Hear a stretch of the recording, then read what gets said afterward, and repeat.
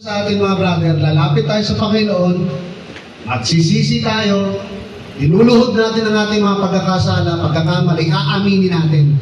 Kasi tinatawag ka niya eh. Pakumbaba. Tama, magpakumbaba ka. Kasi wala naman tayong pwedeng ipagmalaki. Tama?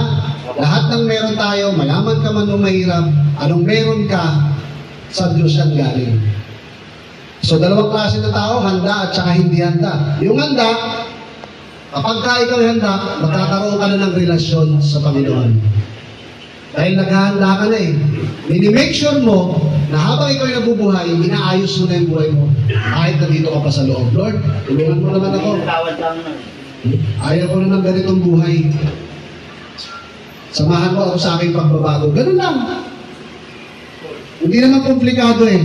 Kaya lang merong mga test. Tandaan kayo sa maraming test. Para exam, Pastor. Parang exam din, parang nag-school ka, bago ka maka-grade 2, anong mong dadaanan mo?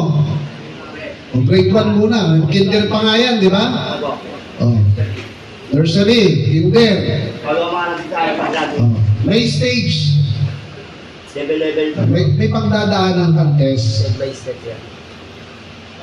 Kasi pagka hindi natin inayos yung ating buhay, kawawa tayo.